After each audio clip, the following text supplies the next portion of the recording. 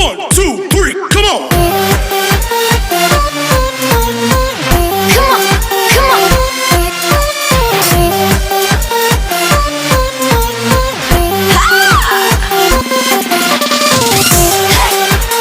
Hello everyone, आज हम कर रहे हैं क्लास 9 बायोलॉजी का the fundamental unit of life chapter की इंटेक्स्ट क्वेश्चन आंसर। इसके पहले वाली क्लास में हमने जो बची हुई टॉपिक थी लाइसोसोम्स, माइटोकॉन्ड्रिया, प्लास्टिड्स, वैक्यूल्स, ये सब डिस्कस किया था। उसी के साथ हमारा चैप्टर भी कंप्लीट हो गया था और आज हम इसकी इंटेक्स्ट क्वेश्चन आंसर करेंगे। तो चलिए स्टार्ट करते हैं। मैं हूं अरुण चौधरी और आप देख रहे हैं AC study point, A centre of excellence.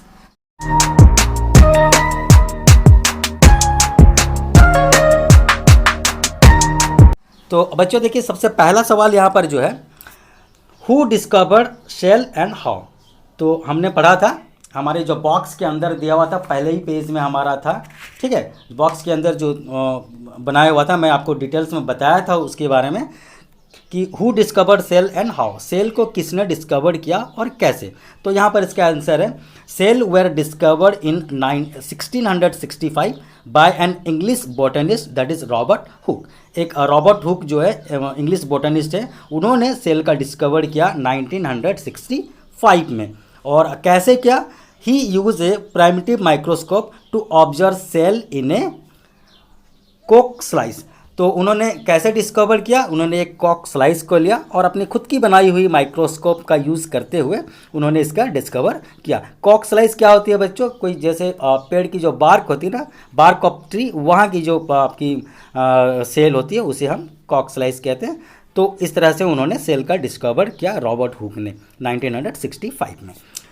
हम नेक्स्ट क्वेश्चन की तरफ बढ़ते हैं। हमारा दूसरा क्वेश्चन है, देखिए, why is the cell called the structural and functional unit of life. Cell को क्यों स्ट्रक्चरल और फंक्शनल यूनिट ऑफ लाइफ बोला जाता है? तो इसका आंसर हो जाता है, cell constitutes various components of plant and animal. जितने भी लिविंग बॉडी हैं, आइदर वो प्लांट हो या एनिमल हो, ठीक है, सेल से ही तो बने होते हैं। A cell is the smallest unit of life and is capable of all living function. जितने भी बॉडी के अंदर लिविंग फंक्शंस होते हैं, सारे सेल करते हैं। और ये सबसे छोटी इकाई जो होती है हमारी बॉडी की होती है। Cell is the smallest unit of any animal और plant. And cell are the building blocks of the life. जो हमारी लाइफ सस्टेन कर रही है सेल के वजह से, चाहे वो लाख में हो, करोड़ में हो या अरबों खरबों में सेल्स हो, लेकिन हर सेल लिविंग होती है और जो इतने बड़े बॉडी बनती है वो सेल के लिए ही बनती है, ठीक है। तो ये हम एक प्रकार से कह सकते हैं, cell is the building block of life. जिस तरह से कोई बिल्डिंग बनता है तो उसके एक एक ईंट को जोड़ जोड़ के बिल्डिंग बनाया होता है, ऐसे हमारे जो बॉडी है वहाँ पर सेल से बना हुआ है। तो इसे हम स्ट्रक्चरल यूनिट भी कह सकते हैं। This is the reason why cell are referred to as the basic structural and functional unit of life। तो यही वो रीज़न है जिसके वजह से सेल को हम स्ट्रक्चरल यूनिट भी कहते हैं। एक एक सेल से ये बना होता है, स्ट्रक्चर प्रोवाइड करता है और सारे जो फंक्शंस होते हैं वो सेल के द्वारा ही होते हैं। तो हम इसे स्ट्रक्चरल यूनिट और फंक्शनल यूनिट ऑफ लाइफ भी कह सकते हैं। All cell vary in their shape, size and activity they perform. और हर सेल अलग अलग साइज़ की होती है। मैंने आपको बताया था सबकी साइज़ अलग अलग होती है। जैसे कोई हमारे जो ब्लड सेल्स है उनकी साइज़ अलग होती है, नर्व सेल्स अलग होती है, ठीक है। हमारी जितने सारे सेल होते हैं, ओवियम सेल, स्मूथ मसल सेल्स, मैंने आपको फिगर भी दिखाया था, पिकुलर सेल साइज होती है। तो अलग अलग सेल की उसकी शेप अलग होती है, साइज अलग होती है, वो जिस तरह से परफॉर्म करते हैं, उनकी काम करते हैं, उस तरह की होती है। In fact the shape and size of the cell is related to the specific functions they perform. और उनकी जो साइज डिपेंड करती है वो किस तरह की फंक्शन करते हैं। तो ये हो जाती है हमारा नंबर 2 का आंसर। अच्छा, इसके बाद देखिए आपकी जो पेज नंबर 61 में है ये इंटेक्स्ट क्वेश्चन, ये हम डिस्कस करेंगे। ये बहुत इंपॉर्टेंट है और एग्जाम में बहुत बार पूछा भी गया है। How do substances like carbon dioxide and water move in and out of the cell, discuss. तो ये थोड़े बड़े टाइप के क्वेश्चन है आपके। तो यहाँ पर बताया गया कि कार्बन डाइऑक्साइड और वाटर किस तरह से सेल के अंदर आना जाना करते हैं, ठीक है, अंदर बाहर होते हैं। तो मैंने आपको बताया था कि जो गैसियस एक्सचेंज है वो हमारे डिफ्यूज़न के वजह से होते हैं, और जो फ्लूइड या लिक्विड एक्सचेंज है वो ऑस्मोसिस की वजह से होते हैं। तो यहाँ पर ध्यान देने वाली बात यह है कि कार्बन डाइऑक्साइड एक गैस है और वाटर एक लिक्विड है। तो आप इसी से अंदाज़ा लगा सकते हैं कि जो कार्बन डाइऑक्साइड है वो कैसे एक्सचेंज होंगे, वो हमारा जो प्रोसेस डिफ्यूज़न के थ्रू होंगे, और वाटर जो है वो ऑस्मोसिस के प्रोसेस में होंगे। तो इसे भी हम चलिए देख लेते हैं यहाँ से। The cell membrane is selectively permeable and regulates the movement of the substances in and out of the cell. तो हमारे जो सेल मेम्ब्रेन होते हैं या प्लाज्मा मेम्ब्रेन होते हैं वो सिलेक्टिवली परमेएबल मेम्ब्रेन होते हैं। सिलेक्टिवली परमेएबल मेम्ब्रेन का मतलब क्या, वो कुछ रेस्ट्रिक्टेड चीज़ों को ही अंदर बाहर कर पाते हैं, सभी को अलाउ नहीं करते। एक प्रकार की छलनी हो गई, जो कि जो ज़रूरत चीज़ है उसे ही अंदर बाहर करते हैं। तो इसे हम सिलेक्टिवली परमेएबल मेम्ब्रेन कहते हैं। अब हम आते हैं, हमारा जो पहला क्वेश्चन है, जो कार्बन डाइऑक्साइड कैसे हमारे क्या जो मूव करते हैं उसके बारे में। तो carbon dioxide is produce during the cellular respiration. हमें पता है सेलुलर रेस्पिरेशन के दौरान कार्बन डाइऑक्साइड तो प्रोड्यूस होते ही है।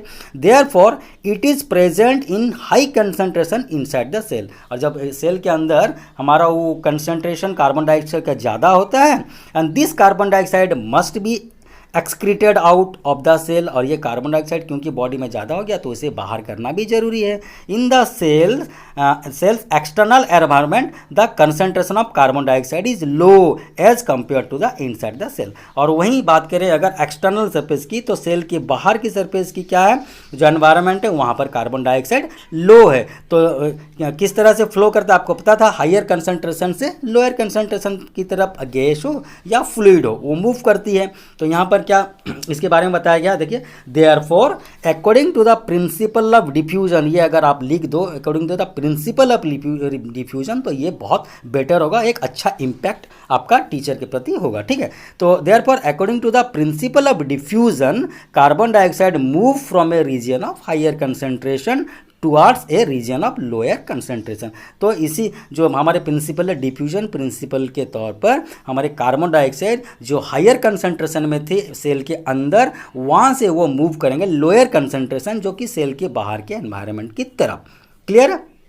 सिमिलरली अगर वही बात करें हम, तो ऑक्सीजन की मूवमेंट भी जरूरी है, क्योंकि ऑक्सीजन भी तो एक गैस है। अगर हम अंदर से बाहर कर दिए अगर हम कार्बन डाइऑक्साइड को, तो क्या हुआ, हमारे अंदर ऑक्सीजन की कमी हो गई लेकिन बाहर में ऑक्सीजन ज़्यादा है। Similarly oxygen enters the cell by the process of diffusion when the concentration of oxygen inside the cell is low as compare to its surrounding. तो जब हम कार्बन डाइऑक्साइड को बाहर कर दिए तो हमारे बॉडी के अंदर ऑक्सीजन की कमी होने लग गई। तो ऑक्सीजन हमें बाहर से चाहिए, हमारे बॉडी में कंसंट्रेशन ऑक्सीजन की कम है और बाहर में ऑक्सीजन की कंसंट्रेशन ज़्यादा है। तो ऑक्सीजन भी डिफ्यूजन प्रोसेस से बाहर से अंदर होती है। अब बात करते हैं दूसरे हमारे जो बिट की कि वाटर किस तरह से मूव करती है।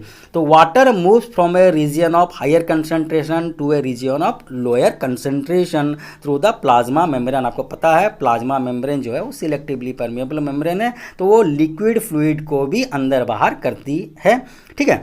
और कैसे ना, हायर कंसंट्रेशन से लोअर कंसंट्रेशन में ये मूव करती है। The plasma membrane acts as a semi permeable membrane and this movement of water is known as osmosis. मैंने आपको पहले ही बताया था कि जो गैसियस एक्सचेंज है वो हमारी डिफ्यूजन कहलाती है और जो लिक्विड एक्सचेंज है वो हमारी ऑस्मोसिस कहलाती है। तो नेचुरली जो वाटर मूव करती है वो ऑस्मोसिस जो है वो प्रिंसिपल से मूव करती है।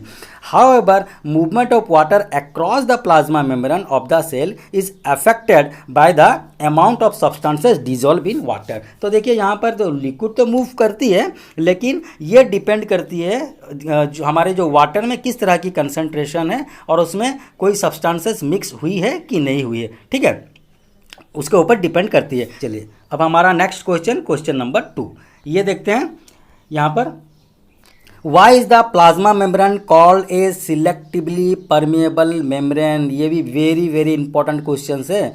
Why is plasma membrane called the selectively permeable membrane. इसकी डिस्कस हमने ऊपर कर ही लिया है, लेकिन फिर भी मैं बताता हूँ कि ये प्लाज्मा मेम्ब्रेन को सिलेक्टिवली परमेएबल मेम्ब्रेन क्यों कहा जाता है, क्योंकि ये सिलेक्ट करके चीज़ों को अंदर बाहर करती है। सिंपल सी बात है। इसे हम लिखेंगे कैसे, द सेल मेम्ब्रेन और द प्लाज्मा मेम्ब्रेन, आप सेल मेम्ब्रेन कह लो या प्लाज्मा मेम्ब्रेन कह लो, बात बराबर है, that is known as selectively permeable membrane because, यहाँ से आपकी स्टार्ट होती है question, because it regulate the movement of substances in and out of the cell, क्योंकि यही है जो रेगुलेट करती है सब्सटेंसेस की मूवमेंट को इन एंड आउट, सभी चीज़ों को अंदर छोड़ती नहीं है, सभी चीज़ों को अंदर से बाहर भी करती नहीं है, मतलब ये सिलेक्ट करके ही चीज़ों को अंदर बाहर करती है, इसलिए इसका नाम सिलेक्टिवली परमेबल मेम्ब्रेन हो गया। This means that plasma membrane allow the entry of only some substances and prevent the movement of सब अदर मटेरियल, ये कुछ ही चीज़ों को अलाउ करती है अंदर आने के लिए, एंट्री करने के लिए, जिसे सेल के अंदर ज़रूरत है, और जिसकी ज़रूरत नहीं है उसे वो प्रिवेंट करती है, प्रिवेंट करती है मतलब रोक देती है। क्लियर है, माने एक प्रकार से दरवान का काम करती है। चलिए आगे देखते हैं। उसके बाद हमारा जो नेक्स्ट क्वेश्चन है पेज नंबर 63 में, यहाँ पर है fill in the gaps in the following table illustrating difference between the prokaryotic and eukaryotic cell. यहाँ पर देखिए प्रोकैरियोट और यूकैरियोट सेल के बारे में बताया गया, और यहाँ पर आपको डिफरेंस लिखना है, लेकिन एक अच्छी बात क्या है, यहाँ पर आपको जो डिफरेंस कुछ चीज़ें यहाँ पर दे दी गई है और कुछ चीज़ों को आपको फिल करना। तो सबसे पहला डिफरेंस देखिए, ये तो लिखा ही हुआ है पर फिर भी थोड़ा हम अपन समझ लेते हैं। तो प्रोकैरियोटिक सेल्स में क्या होती है, जो सेल की साइज होती है वो थोड़ा छोटी होती है, ठीक है। तो generally the small in size मतलब कि 1 से लेके 10 आपकी क्या माइक्रोमीटर तक हो सकती है, और जहाँ यूकैरियोटिक सेल की बात करें तो थोड़ी बड़ी होती है प्रोकैरियोटिक सेल के मुकाबले, क्योंकि यूकैरियोटिक सेल बड़े बड़े ऑर्गेनिजम्स में होते हैं, इसकी वेल डिफाइंड न्यूक्लियस भी होती है, तो ये 5 से 100 माइक्रोमीटर की साइज की होती है। उसके बाद दूसरा जो है देखिए न्यूक्लियर रीजन की बात की गई है, तो यहाँ पर वेल डिफाइंड न्यूक्लियर रीजन तो होती नहीं है, मैं आपको बताया भी था प्रोकैरियोटिक सेल्स में, ठीक है, और वहाँ पर न्यूक्लियोइड्स प्रेजेंट होती है, लेकिन आपकी यूकैरियोटिक सेल में न्यूक्लियर रीजन वेल डिफाइंड होती है और surrounded by the nuclear membrane, उसमें न्यूक्लियर मेम्ब्रेन भी होती है। यहाँ बात करें अगर थर्ड डिफरेंस की, तो क्रोमोसोम जो होती है यहाँ पर प्रोकैरियोटिक सेल में सिंगल क्रोमोसोम होती है, और यूकैरियोटिक सेल में हमारे मोर देन 1 क्रोमोसोम। अगर बात करें हमारी, तो हमारे 23 पेयर्स क्रोमोसोम होते हैं। अगर नंबर्स की बात करें तो 46 क्रोमोसोम्स होती है, मतलब यूकैरियोटिक सेल में मोर देन 1 क्रोमोसोम होते हैं, ठीक है। और यहाँ पर देखिए नंबर 4 में बात किया गया membranes bound cell organelles absent, तो प्रोकैरियोटिक में कोई भी सेल में उसकी जो मेम्ब्रेन बाउंड नहीं होती, लेकिन यूकैरियोटिक में जितने भी ऑर्गेनेल्स हैं उसकी मेम्ब्रेन बाउंड होती है। तो इस चीज़ को यहाँ पर बताया गया है, आप यहाँ से इसको मैच कर सकते हैं। देखिए ये वाली जो आपकी जो ब्लैंक्स वाली जगह थी यहाँ पर दे दी गई है, ठीक है, मैंने आपको एक्सप्लेन कर ही दिया है, तो आप यहाँ से लिख सकते हैं, ठीक है। नेक्स्ट क्वेश्चन पेज नंबर 65 के क्वेश्चन को हम डिस्कस करते हैं। ओके, चलिए यहाँ पर देखिए पहला क्वेश्चन है, can you name the 2 organelles we have studied that contain their own genetic materials. बहुत इंपॉर्टेंट ये भी क्वेश्चन है। आप क्या 2 ऐसे ऑर्गेनेल्स की बात कर सकते हो जिसमें कि खुद की जेनेटिक मटेरियल होती है, ठीक है, that contain their own genetic material. तो हमने थ्योरी क्लास में आपको बताया था कि माइटोकॉन्ड्रिया है एंड प्लास्टिड है, इनके पास खुद की क्या डीएनए राइबोसोम मौजूद होती है। तो हम इसका आंसर क्या लिखेंगे, mitochondria and plastid are 2 organelles और organelles that contain their own genetic materials, इसके पास खुद की जेनेटिक मटेरियल होती है। तो 2 नाम बताइए, 2 नाम है mitochondria and plastid. Both these organelles have their own DNA and ribosome, इनके पास खुद की डीएनए खुद की राइबोसोम होती है, जिसकी वजह से ये कुछ प्रोटीन को भी क्या ये प्रोड्यूस कर पाते हैं। नेक्स्ट क्वेश्चन हमारा question number 2। So if the organization of a cell is destroyed due to some physical or chemical influence, what will happen? तो इसकी आंसर हो जाती है, यहाँ पर क्वेश्चन है कि अगर कोई ऑर्गेनाइजेशन सेल की डिस्ट्रॉय हो जाती है किसी भी वजह से, आप या तो फिजिकल कह लो या केमिकल कह लो, किसी के प्रभाव से किसी के इन्फ्लुएंस से अगर सेल की जो ऑर्गेनाइजेशन है उसकी स्ट्रक्चर से, ठीक है, उसके अरेंजमेंट अगर डिस्टर्ब होती है तो क्या होता है, व्हाट विल हैपन।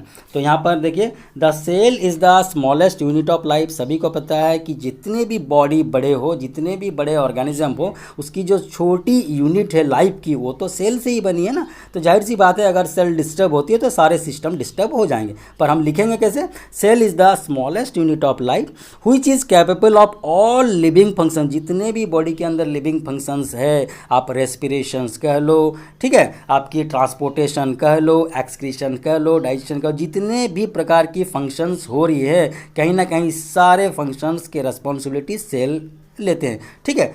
तो if the organisation of the cell is destroyed due to some physical और केमिकल इन्फ्लुएंस, अगर किसी वजह से भी, चाहे वो फिजिकल रीज़न हो या केमिकल रीजन हो, अगर सेल की ऑर्गेनाइजेशन डिस्टर्ब होती है, उनकी अरेंजमेंट डिस्टर्ब होती है, then the ability of the cell to perform all living functions such as respiration, nutrition, excretion etcetera would be affected.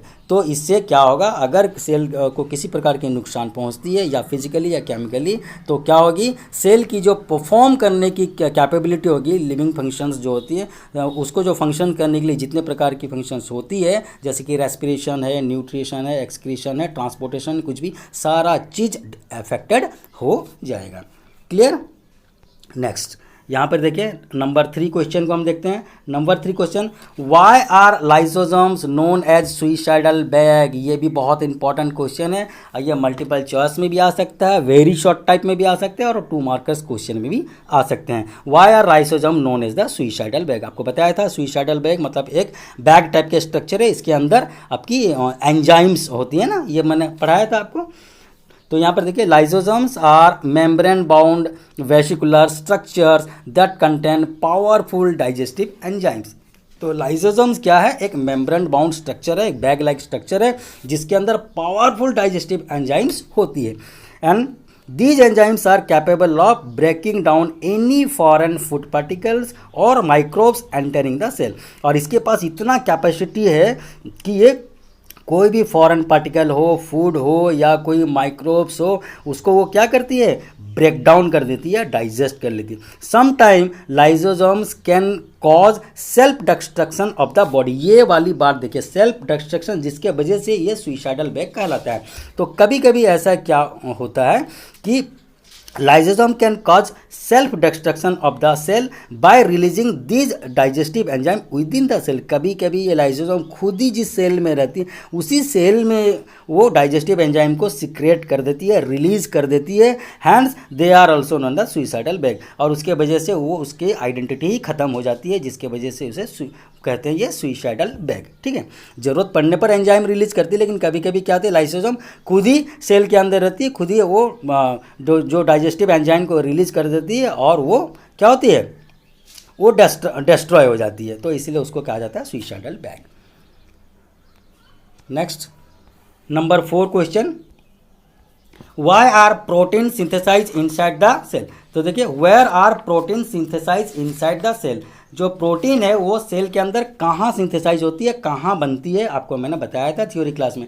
तो ribosomes are the site for protein synthesis. तो ये बनती कहाँ पर प्रोटीन सिंथेसाइज होती है, प्रोड्यूस होती है, ये राइबोसोम्स में। Ribosomes are the site where protein are synthesises. And ribosomes are very small structure found either in a क्या फ्री स्टेट और सस्पेंडेड इन द साइटोप्लाज्म। तो ये जो राइबोसोम्स है इसकी मौजूदगी कहाँ पर है, इसके जो प्रेजेंस कहाँ पर है, is a very small structure that is found either in the free state, ये फ्री स्टेट में भी पाए जाते हैं ribosomes. Suspended in the cytoplasm, cell के अंदर जो लिक्विड पार्ट होती है उसके अंदर भी, साइटोप्लाज्म में भी ये सस्पेंडेड होके रहते हैं। और attach to the surface of the endoplasmic reticulum. तो और ये जो सरफेस एंडोप्लाज्मिक रेटिकुलम आपको पता है उसके सरफेस में भी राइबोसोम रहते हैं। So they are composed of ribonucleic acid and protein. और ये बना किस चीज़ से होता है, राइबो न्यूक्लिक एसिड से और प्रोटीन से बना होता है हमारा राइबोसोम्स। क्लियर है? तो इस तरह से हमारा जितने भी क्वेश्चन हैं सर, आपकी जो इंटेक्स्ट क्वेश्चन है सर थी, इसको हमने सॉल्व कर लिया है। उम्मीद है आपको ये पसंद आया होगा। और इसके नेक्स्ट आने वाली क्लास में हम इसकी जितने भी एक्सरसाइज की क्वेश्चन है सारा हम एक एक करके सॉल्व करेंगे। तो आज के लिए इतना ही, मिलते हैं नेक्स्ट क्लास में हमारे एक्सरसाइज क्वेश्चन के साथ। Till then bye, have a nice day, thank you very much.